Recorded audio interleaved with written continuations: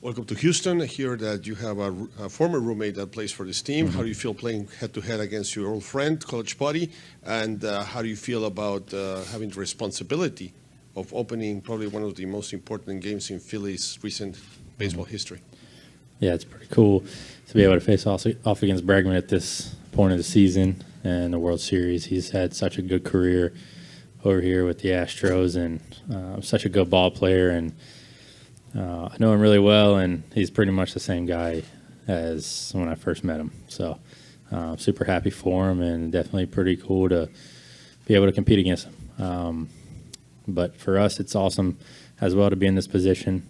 It's great for our team, the organization, and the fan base to be in this position right now and have a chance to a world title. So it's pretty special. My questions for him? We'll go to Matt in the back corner. In the last row. Hey, Aaron.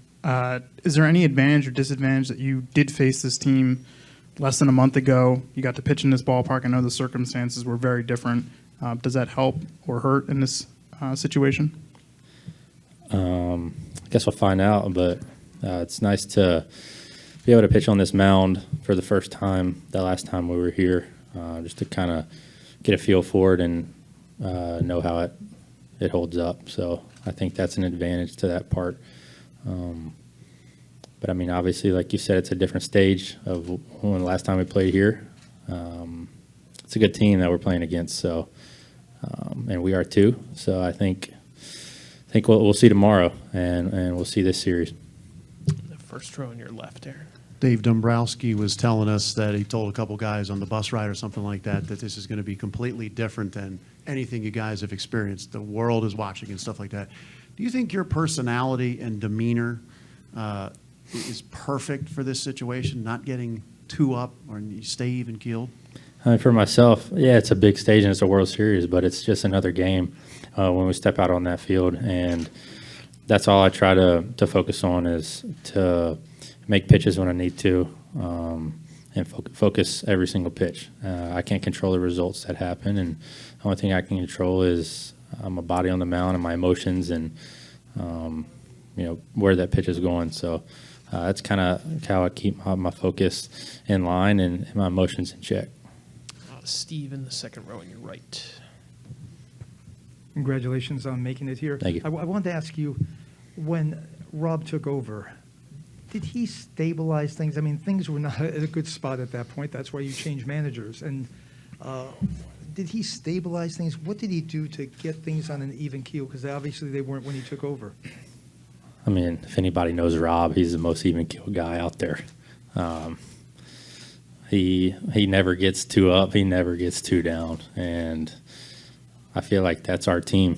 And when we had our struggles and we were losing a little bit, everybody always believed that we were going to turn it around, and we did. And we're at this point now. And when we were winning a good bit, we never got too high. And it's the reality of the game. Anything can happen, and I think everybody in that clubhouse knew that, and we just had to keep pushing. And to me, I think we saw that the first game of the wild card. We never gave up in that ninth inning, that whole game, and it pushed us to here.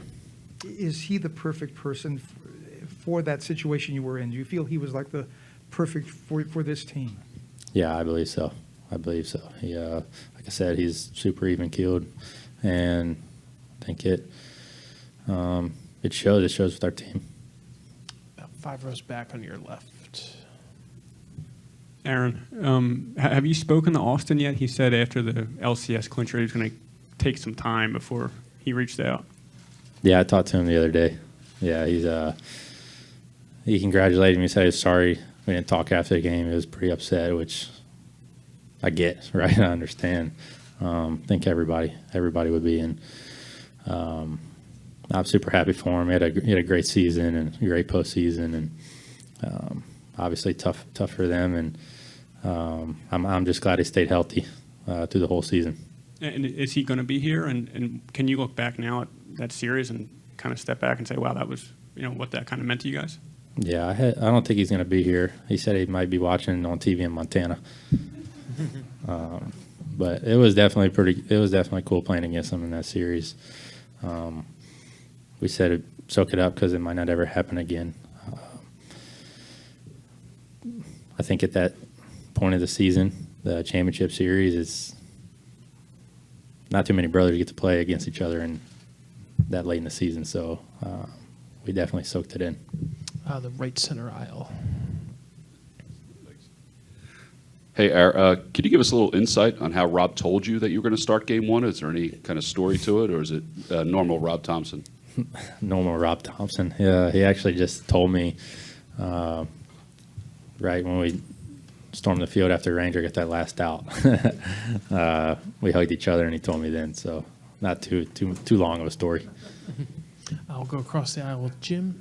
Aaron, just picking up on Matt's question, did you get a chance to see any of the videos of your parents in the stands watching you and your brother play? They seemed really conflicted and torn, and what was that all like for you watching, and have you talked to them about it and what it was like for them? Yeah, I haven't seen any videos of them. I haven't really checked the internet, to be honest with you. But now I know it was hard for them, right, to see the Phillies advance and then Austin get that last out. I know it was emotional for him. We'll go to Ron in the second row here. What similarities do you see in yourself in Verlander, and what differences as a pitcher? It's a really good pitcher right there. He's been doing it for a very long time, and he's steady. He's always consistent. I've probably only seen him in person 4 or 5 times pitch, being on the other side. But I know he's such a competitor, and like I said, he's been doing it for so long, and it's really impressive. And he's having a heck of a year this year, and it's cool to watch him. Have you ever talked to him much over the years? I've never talked to him. About 5 rows back on your right here. Aaron, this was another year where you carried a heavy workload, but this is going to be 9 days between starts. Just what can that do for you at this time of year? Yeah, it feels like I hadn't been on the mound in quite some time, but I think a little rest is good. I think at this stage right now, obviously not feeling like the regular season. I think when I get on the mound, it feels like I was just on the mound.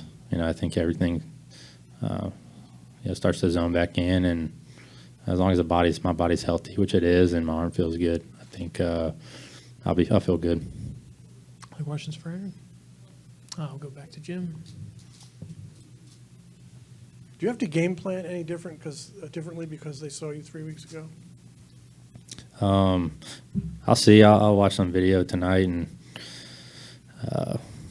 see what I need to do. I mean, I don't know if it's going to be the same exact lineup that I faced a couple weeks ago, but at the end of the day, I just need to execute my pitches and try to get that leadoff guy out. The fifth row on your far right here.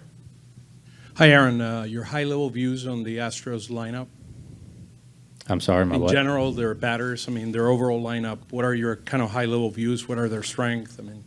Yeah, it's a good lineup. I mean, they do a lot of things well.